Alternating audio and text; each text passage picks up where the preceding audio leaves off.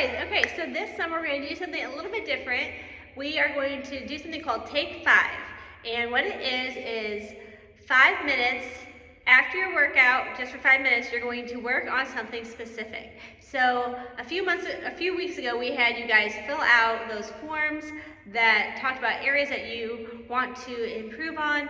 And so Chloe and I came up with exercises and stretches that you can do to improve those areas. So over the summer, we are going to give you a specific group of exercises to work on. Now I know it's going to be tempting to be like, oh, but I want to work on this area and this area. I get it. A lot of you guys had marked more than one area. Chloe and I chose one for you, but we want you to stick with the one area after your Thrive workouts for the entire summer so that we can see the progress, see if it's helping. If you switch from one to the other, it's going to be hard to tell if it's working or helping. So stay with one. I am going to give you guys the entire video so that if on your off days you want to work different areas, maybe we gave you shoulder exercises because that was one area, but you also wanted to work on core.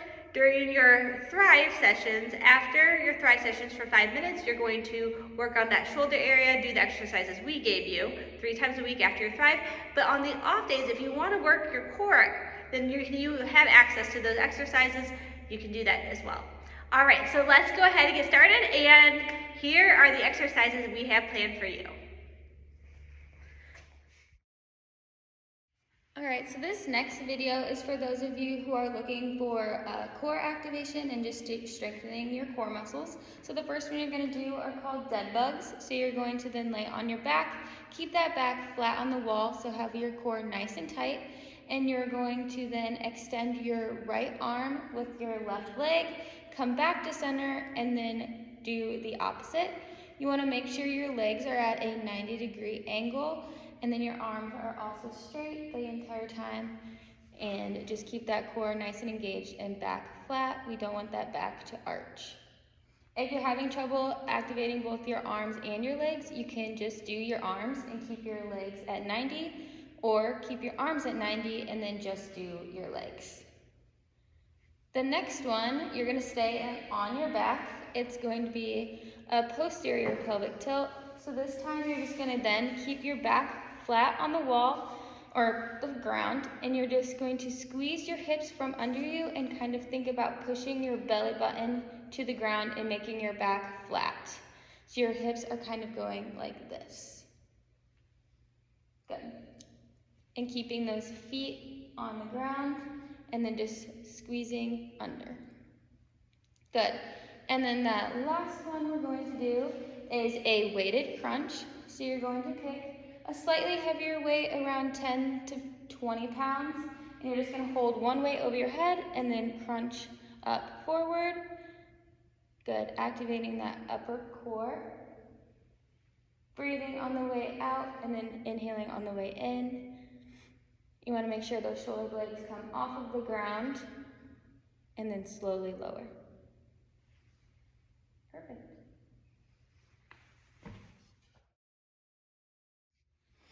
All right, you guys, so these are for the people who are working on their hips. Chloe and I are going to show you a couple things. I'm going to have Chloe go and show you, demonstrate. I'm going to explain it. So we're going to take a band around your ankles. We do mini band walks. So you're going to keep your knees soft, and then you're going to come out as far as you can, and then bring it in together. So you can go and do 10 on one side, and then walk it back 10 on the other. All right, now we're going to do the standing hip abductor. We're going to come out and then slow all the way in. Try to keep the leg that you're standing on as knees bent. And both knees are going to be bent on this one. Good, and you're going to hold on the way out. You're going to hold for a second, and then you're going to bring it back in. So you can alternate 10 on each side for those. And then last but not least, we're going to do the figure 4 stretch.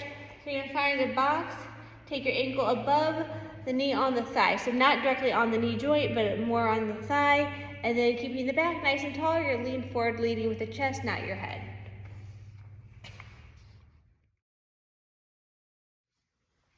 Okay, so for all of you who are working on your balance, we're gonna have you do one-legged squats, hold the arm to the TRX stance.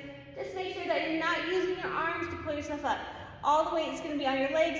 Those straps are just for security, just to make you feel a little bit better, not for you to use to get up. So work on your balance, work on staying on one leg. And then you're gonna do your heel to toe, walking on the line. So make sure your heel to toe. If that ends up being too easy, you can always cover one eye to make it a little bit more challenging.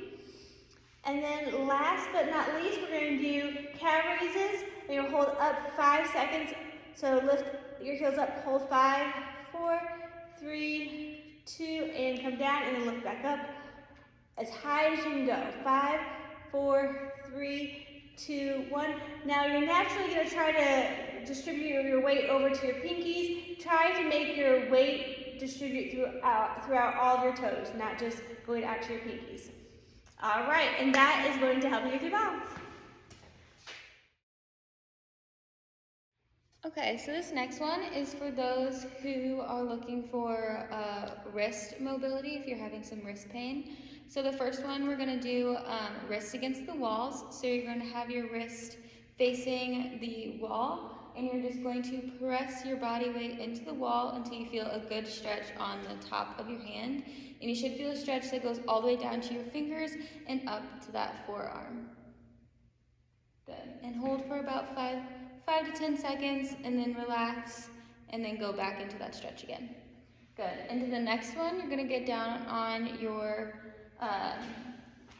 knees and hands, and you're gonna then go up into that plank position there, and then just lean forward, and you should feel an opposite stretch in your in the back of your palms. And then if you're having a hard time getting into the plank position, you can stay on your knees as well and just lean forward. Good. And then the next one are just wrist curls. You could add weight if these are easy, but you're just gonna keep your hands flat and then just curl your wrists up and do about 10 to 20 of those.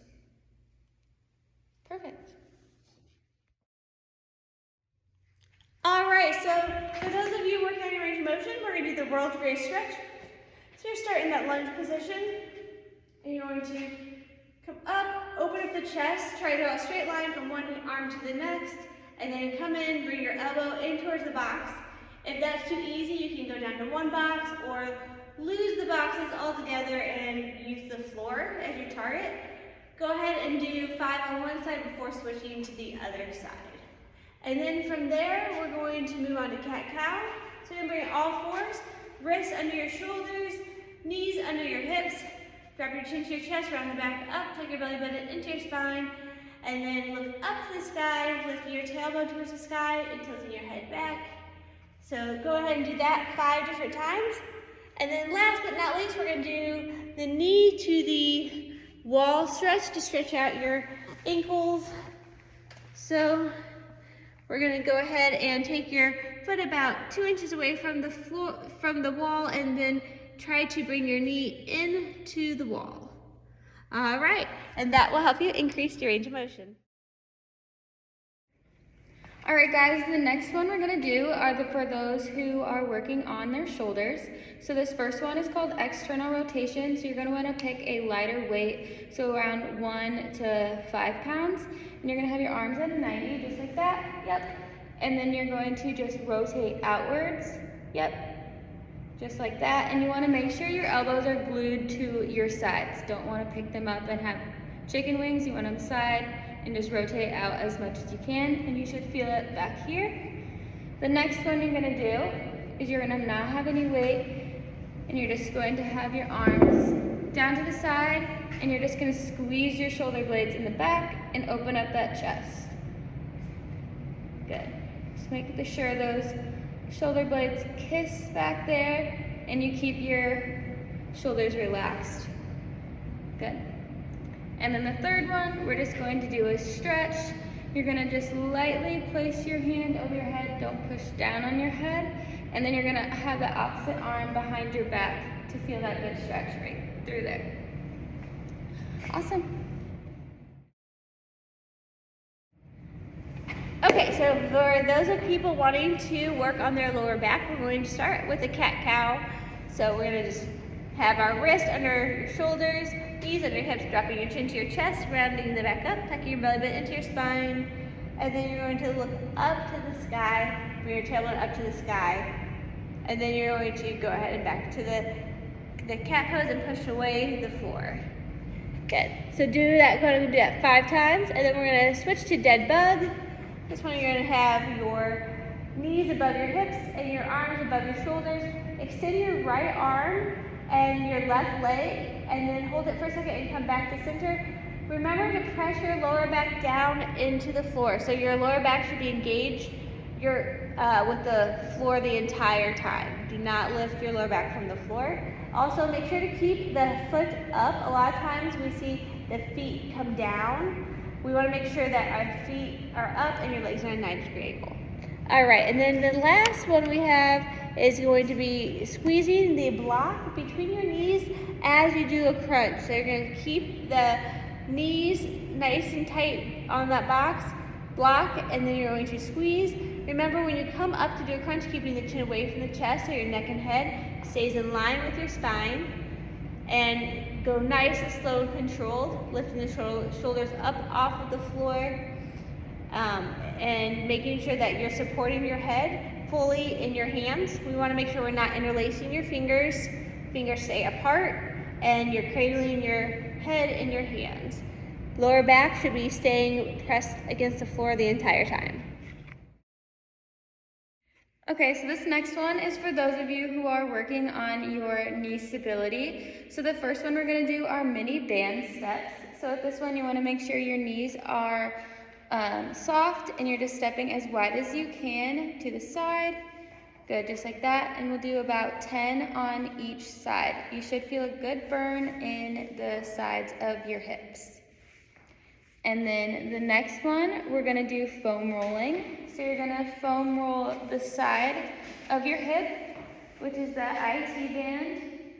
And you're just gonna roll up and down on that foam roll. Good, and then the next one, you're going to then roll out your upper quad muscle, which both of these muscles attach to that knee. So rolling those out will help that knee a lot. And then the next one. Really quick, I'm just going to add in there also. Yeah. To make sure not to roll over any of the joints, just get in between the joints. And if I would for the quads, for any of them really, I would also like lean into it so you get like a different angle. So you get like the diagonal part of your quad, and then you get it directly on the top, and then maybe more towards the inside too. Okay, sorry, continue. No, you're okay. Thank you. The next one we're gonna head over and we're going to do terminal knee extensions. So you're going to take a band and just place it right, one knee at a time. Yep, there you go. And you're gonna just place it right under your knee, have a slight bend in that knee, and then your toe up a little bit. Yep, and then you're gonna just extend the knee up as hard as you can. Good, and you should just squeeze that quad. And do I want it like right behind it or below it or above it? Right there is perfect. Okay. It could go up just a little bit. Yep, it's like right at the top of that knee joint. Good. And then when I step back, am I locking the knee or not? Just have a slight, not lock it all the way. Okay. But yep, just like that. And you should feel a nice quad contraction. Yeah.